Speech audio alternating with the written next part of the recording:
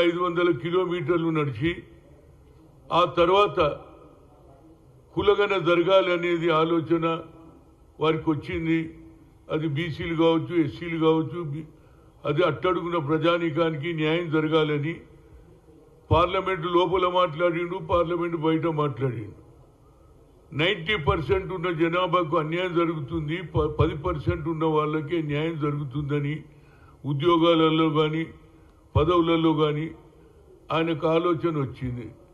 అదే ఆలోచనను ఇవాళ మరి ముఖ్యమంత్రి రేవంత్ రెడ్డి గారు ఇవాళ కులగన జరగాలనే ఆలోచనతో అసెంబ్లీలో బిల్లు పెట్టారు. అదేవిధంగా కేబినెట్లో నిర్ణయం తీసుకొని కులగన పూర్తిగా జరిగింది. కొందరికి కొన్ని అపోహలు ఉన్నాయి, దానికి మన ఎవరు ఉత్తమ్ కుమార్ రెడ్డి గారు దానికి జవాబిస్తాడు.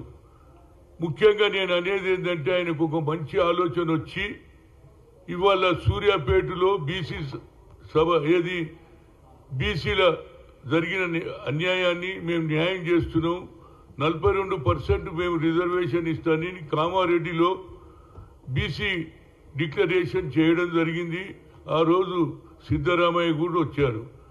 ఇవాళ నేను అడుగుతున్న మా మిత్రులందరినీ కూడా కోరుతున్న ఏంటంటే కొందరు పని కట్టుకొని ఇది ఏదో జరగబోదు అనే ఆలోచనలు ఉన్నారు. కానీ రాహుల్ గాంధీ గారి సందేశం కింది దానిక పోయి ప్రభుత్వం ఏ రాష్ట్రంలో కూడా జరగలే, ఈ రాష్ట్రంలో కులగన జరిగింది, దానికి 42% రేపు లోకల్ బాడీలో పంచాయతీలలో రిజర్వేషన్ నేను అమలు చేస్తా అన్నప్పుడు దాంతోపాటు రాహుల్ గాంధీ గారిని ఏది సూర్యాపేటలో అదేవిధంగా మందకృష్ణ మాదిగ ఏదైతే మాదిగలకు న్యాయం జరగాలి, ఏబిసిడి జరగాలి అని ఆలోచన చేశారు. దానికి సుప్రీంకోర్టు కూడా ఏది ఒప్పుకున్నది, కానీ దాన్ని కూడా ఇంప్లిమెంట్ చేసి దాన్ని మల్లికార్జున్ ఖర్గే గారు ఏది గజ్వేల్కు రావడానికి ప్రయత్నం చేస్తుండ్రు. అందుకే నా ఉద్దేశంలో ఓబీసీల గురించి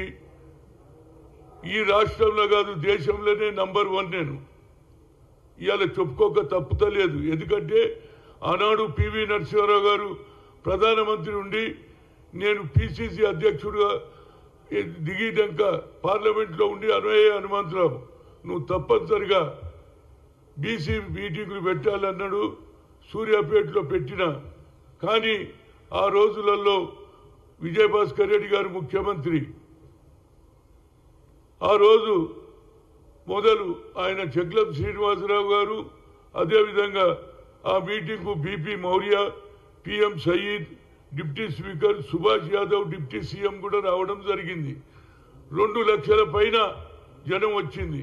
ఆ తర్వాత వరంగల్లో కూడా మీటింగ్ పెట్టిన, అదేవిధంగా పార్లమెంటులో 11 ఏళ్లు కొట్లాడి ఐఐటి ఐఐఎంలో రిజర్వేషన్ తేగలిగిన అది ఎవరు నా బలం కాదు, సోనియా గాంధీ బలం. సోనియా గాంధీ ప్రధానమంత్రి మన్మోహన్ సింగ్ చెప్పి సుప్రీంకోర్టు ఎప్పుడైతే కొట్టేసిందో రిజర్వేషన్ లేదంటే there is no alternate, only parliament is correct answer అంటే అప్పుడు మన్మోహన్ సింగ్ చెప్తే బిల్లు పెడితే బిల్లు పాస్ అయిందా లేదా. ఇవాళ యూపీఏ చైర్పర్సన్ చేసింది, కానీ మన కాంగ్రెస్ నాయకులు ప్రతి దగ్గర కూడా చెప్పాలి. ఇవాళ రేవంత్ రెడ్డి గారు ఏమంటున్నారు, మనం అభివృద్ధి కార్యక్రమాలు ఏమేం చేసినాం ప్రజల దగ్గరికి పోవాలంటున్నాం. అదేవిధంగా గతంలో పివి గారు చేసినటువంటి ప్రోత్సాహంతో ఇక్కడ విజయభాస్కర్ రెడ్డి గారు కూడా బహిరంగ సభ పెట్టడానికి మొదలు కొంత ఆలోచన చేసిన తర్వాత ఆయన మద్దతు ఇస్తే పెడితే అదే సూర్యాపేటలో 2 లక్షల పైన జనం వచ్చారు.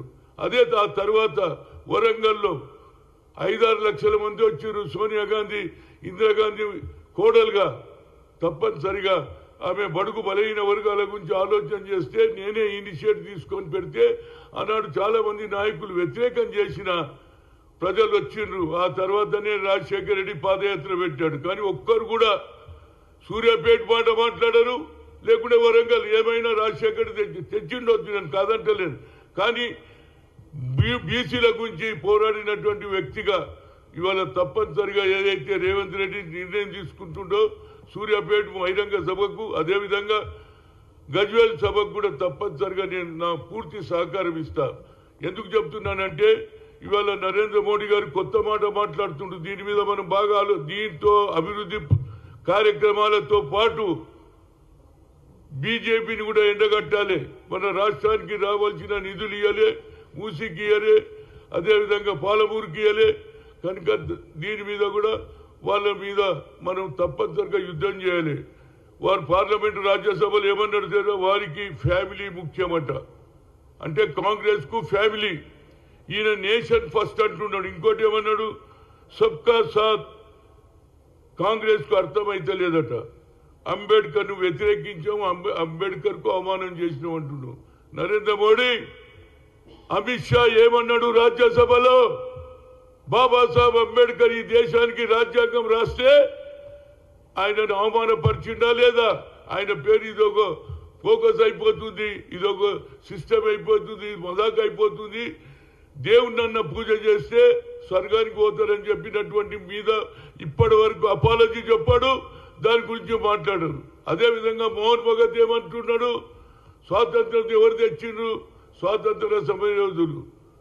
షహీద్ భగత్ సింగ్ లాంటి వాళ్ళు ఎంతో మంది ఉరికి ప్రాణాలు అర్పించారు, జైళ్ల పాలైనరు. వాళ్ళని మర్చిపోయిన స్వాతంత్ర సమరయోధులను అవమానపరిచేందుకు అయోధ్యలో గుడి కట్టిన తర్వాతే నిజమైన స్వాతంత్రం వచ్చింది. ఈ 2 పాయింట్లు కూడా మనం జిల్లాలలో అభివృద్ధితో పాటు బీజేపీని కూడా ఎండగట్టాలి. అంటే వాళ్ళకు ఆలోచన లేదు, రిజర్వేషన్ ఇవ్వాలనేది లేదు. కేవలం హిందూ హిందూ హిందూ పేర్ల మీదనే ఓట్లు తీసుకోవాలని చూస్తున్నారు. అన్నిటికంటే ముఖ్యంగా ఒకే కుటుంబం అంటున్నాం, అంతకన్నా నీకు ఆలోచన ఉండాలి. ఆ కుటుంబం త్యాగం చేసింది నరేంద్ర మోడీ, తల్లి త్యాగం చేసింది, కొడుకు త్యాగం చేశాడు. ఈ మాటలు కూడా మనం ప్రజల్లో చెప్పాలి.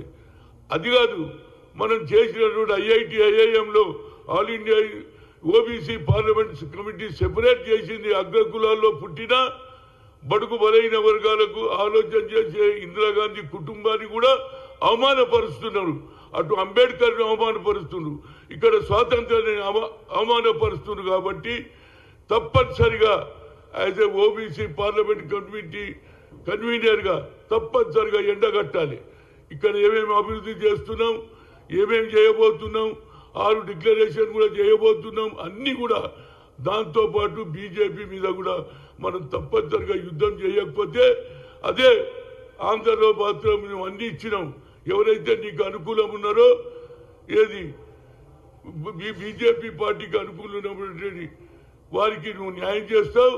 ఎవరైతే ప్రజలు ఎన్నుకోబడినటువంటి తెలంగాణకు అన్యాయం చేస్తున్నారు, ఇది కూడా మనం ఎక్స్పోజ్ చేయాలని కోరుతున్నా. అదేవిధంగా మా మిత్రుడు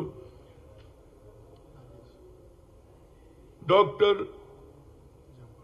జంపా రాజు గారు, ఈయన ఏది పిహెచ్డి చేసిండు, ఏది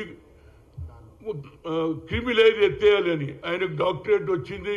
నిజంగా కూడా అన్యాయం జరుగుతుంది, మీకు కావాలని క్రిమినల్ కూడా ఎత్తేయాలి అనేది కూడా మన వారి ఆలోచన. దానికి డాక్టరేట్ కూడా ఇచ్చిండ్రు. నేను అనేది ఒక్కటే, ఇవాళ ప్రెస్ కాన్ఫరెన్స్ల కంటే ఊళ్ళో పోటీ పోవాలరా బాబు. నా ఉద్దేశంలో నేను పోతున్నా, ఎక్కడ అన్యాయం జరుగుతే అక్కడ పోతున్నా, ఎక్కడ రైతులకు సంఖ్యలు వేస్తే పోతున్నా, హరిజనుల మీద అట్రాసిటీ చేస్తే పోతున్నా, పసిపిల్లలను రేప్ చేస్తే పోయానికి శిక్ష విధిస్తున్నా. కనుక నా ఉద్దేశంలో గ్రామాలకు వెళ్ళమని అలా చెప్పిండు ఎవరు, రేవంత్ రెడ్డి. కనుక తప్పనిసరిగా తిరుగుతా నేను. ఎందుకంటే ఓబీసీల గుర్తింపు యావత్ భారతదేశంలో హనుమంతరావు అంటే ఓబీసీకి హనుమంతరావు అంటారు. ఇది నా పేరు చెప్పకపోయినా సోనియా గాంధీ యూపీఏ పర్సన్ చేసింది. ఐఐటి ఐఐఎంలో రిజర్వేషన్, అదేవిధంగా ఓబీసీ పార్లమెంట్ కమిటీ సెపరేట్ చేసిందని గ్రామాల్లో మనం చెప్పాలి. అదేవిధంగా నరేంద్ర మోడీ ఏదైతే అంబేద్కర్ను బీజేపీ ఆర్ఎస్ఎస్ అవమానం చేసింది, దాంతో పాటు ఇవాళ ఏదైతే స్వాతంత్రాన్ని కూడా పక్కదమ్మున పెట్టియడానికి స్వాతంత్ర సమరయోధులైనటువంటి షహీద్ భగత్ సింగ్ గారి వాళ్ళకు ఏది అవమానం చేశాడు, ఇవి 2 కూడా మనం చెప్తే తప్పనిసరిగా అటు రాహుల్ గాంధీ కానీ సోనియా గాంధీ కానీ కాంగ్రెస్ పార్టీకి బలం ఏర్పడుతుంది. వాళ్ళు ఏం చేస్తలేరు. ఇవాళ ఎన్ని అడుగుదడుకులు ఉన్న రేవంత్ రెడ్డి ఈనాడు 42% ఇచ్చిండ్రు. నేను ఆయన కృతజ్ఞతలు చెప్తున్నా. దీనితో పాటు ప్రతి పౌరుడు, ప్రతి స్త్రీ కూడా తప్పనిసరిగా ఏదైతే మొన్న జరిగినటువంటి కులగణలో పాల్గొన్న వారందరికీ కూడా నా హృదయపూర్వక ధన్యవాదాలు.